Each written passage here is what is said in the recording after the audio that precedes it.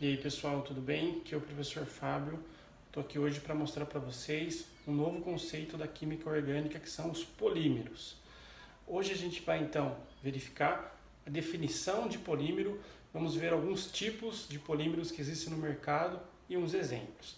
Então vamos começar analisando a definição de polímero. O que é um polímero? O polímero é definido por uma macromolécula, ou seja, são macromoléculas, moléculas muito grandes, formadas por unidades estruturais menores, que nós chamamos de manômeros.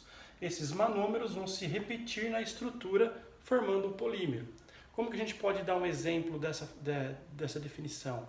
Aqui eu tenho esse manômero, que é uma molécula chamada cloreto de vinila.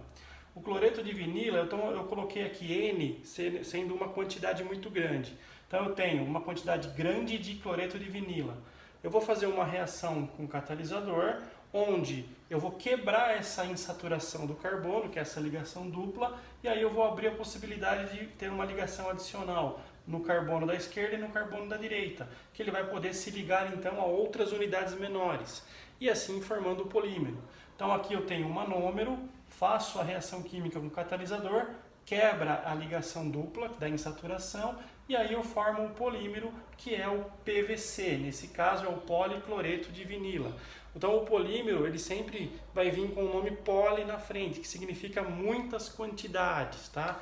Então cloreto de vinila vai dar origem ao policloreto de vinila, que é o PVC. É uma unidade, uma macromolécula muito grande, então eu coloquei aqui a continuação da molécula que vai se repetir. Essa unidade vai se repetir N vezes, então por isso que eu estou com o número N aqui, formando uma grande molécula que é o polímero.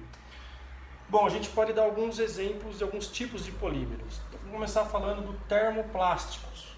Os polímeros termoplásticos são os mais comuns no mercado, aqueles que podem ser reciclados. Por quê?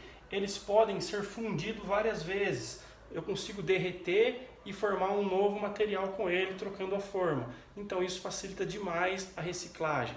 Um exemplo, a garrafa PET. A garrafa PET é da classe dos polímeros termoplásticos. Nós conseguimos fundir, derreter, formar um novo material com aquele polímero. Outro exemplo é o termofixos.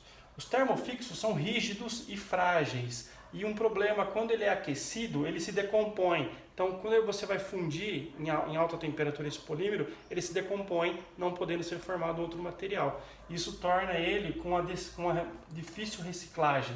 Por quê? Justamente por essa decomposição. Não dá para você ter uma reciclagem fácil com esse tipo de polímero. Um exemplo é o próprio PVC, que é o exemplo que eu dei aqui da reação química. Então, o PVC ele é da classe dos termofixos, ou seja, se eu aquecer, ele vai se decompor. E aí a gente não consegue formar um novo material com esse. A outra classe são os elastômeros. Os elastômeros eles têm a capacidade de não se fundir, ou seja, você não consegue derreter esse material, tornando a reciclagem difícil, porque você não pode reaproveitar ele para formar um outro material. Um exemplo desse polímero do tipo elastômero é o pneu do carro, né? É um material que ele não consegue se fundir. Então a reciclagem para esse tipo de polímero também é difícil. Bom, então hoje eu vou focar só na definição, nos tipos de polímeros e aí na próxima aula a gente continua o assunto. Espero que vocês tenham gostado. Continue estudando. Um abraço.